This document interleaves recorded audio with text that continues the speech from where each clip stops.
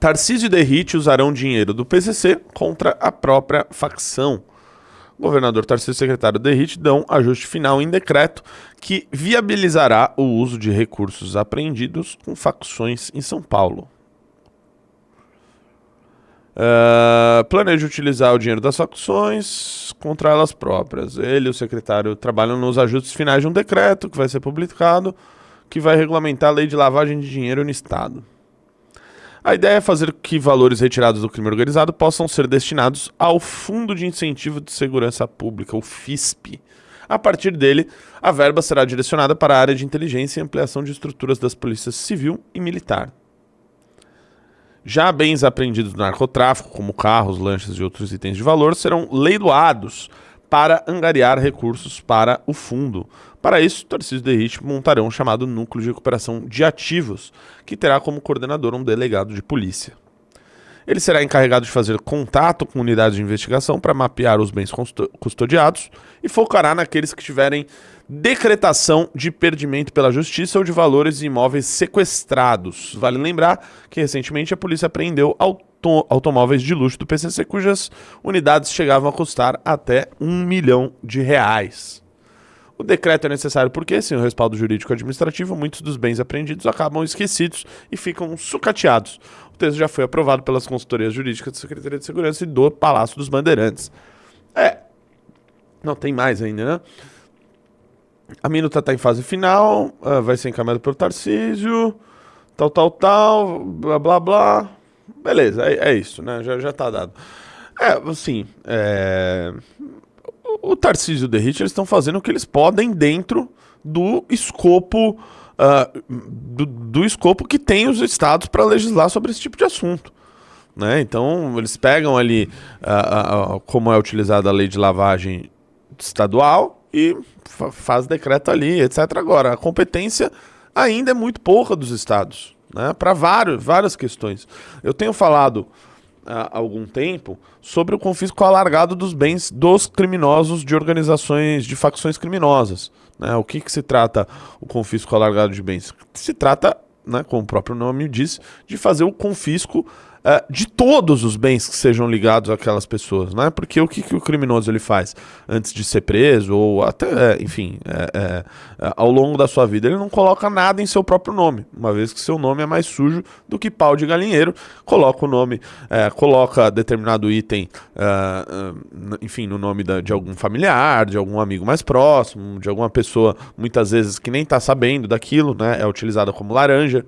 Quantas vezes a gente não vê notícia de pessoas humildes que eram donas de determinados bens de valor, enfim, altíssimo, né? Justamente por isso que tem que ter o confisco alargado dos bens. Aliás, isso foi feito em El Salvador também. Lá vem o chato de El Salvador. Mas foi feito lá. É feito em vários outros países. Foi feito na Itália para combater, as máfias na Operação Mãos Limpas. Tem nos Estados Unidos isso. Foi feito na Colômbia para combater as organizações criminosas.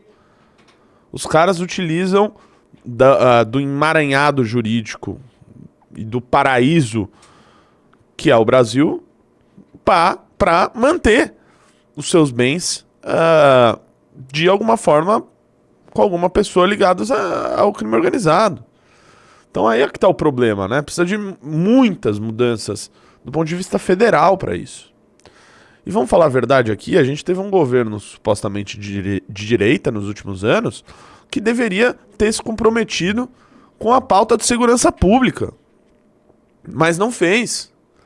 Por quê? Porque para tratar de segurança pública de maneira séria, como o Derrite e o Tarcísio estão tratando, você não pode ter telhado de vidro, porque você mexe com o interesse, literalmente, de criminosos. Você precisa... no início do governo Bolsonaro, a gente teve uma redução no número de homicídios, vocês devem lembrar. Tinham 60 mil homicídios, caiu para 40 mil. De maneira, assim, quase que instantânea, né? Mudou o governo... do nada os homicídios caiu. Só que há alguns motivos para a gente atribuir essa queda, tá? O primeiro, no governo do Michel Temer foi criado o Sistema Único de Segurança Pública, que é altamente elogiado, assim, quase que uma unanimidade. O Sistema Único de Segurança Pública, né, que foi feito em 2016, já pela época foi o ministro Raul Jungmann, né, que era ministro da Segurança Pública, conseguiu articular ações de segurança pública a nível nacional. Isso também ajudou nessa queda de homicídios e, claro, também as pessoas tinham no imaginário de que com a chegada do Bolsonaro, o vagabundo nem ia ter vez, velho, é só não matar, não roubar, não estuprar. Tinha, assim, essa imagem é importante. O Bolsonaro passava essa imagem antes da eleição de 2018, de que seria um cara linha dura na segurança pública.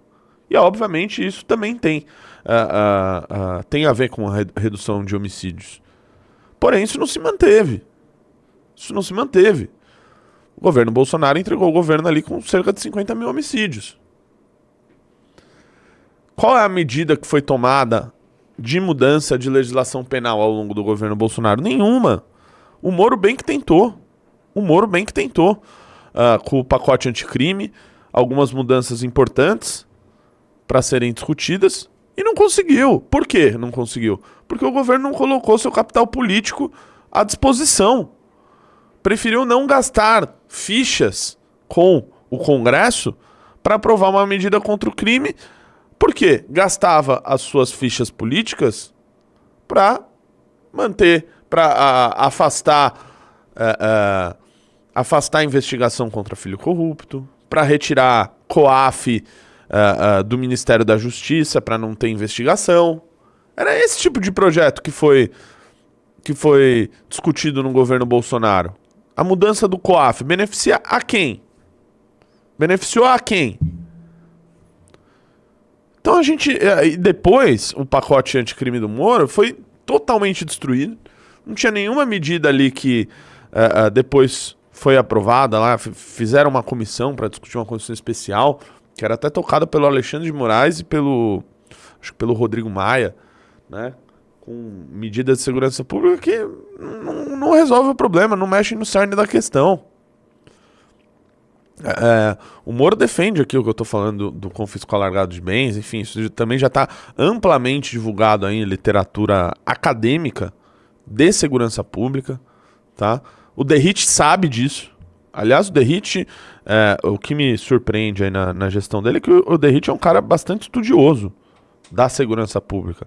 Além de ter a experiência que ele tem ali como capitão da rota, como policial mesmo, ele também é um estudioso.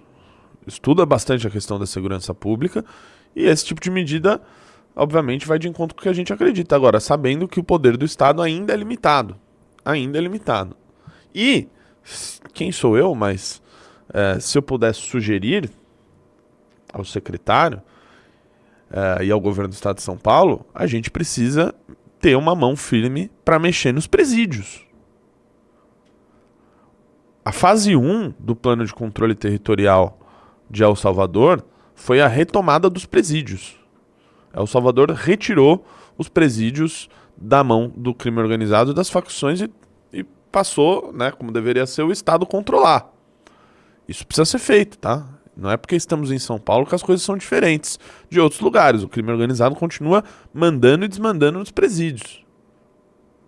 Então, é importante que se tenha, ao menos, um planejamento para ser feito com relação aos presídios. Isso acho que é o início ali de começar. Mas, enfim, dentro do escopo jurídico também, que tem o Tarcísio e o Derrite, eles estão mandando bem demais, meu caro Saf.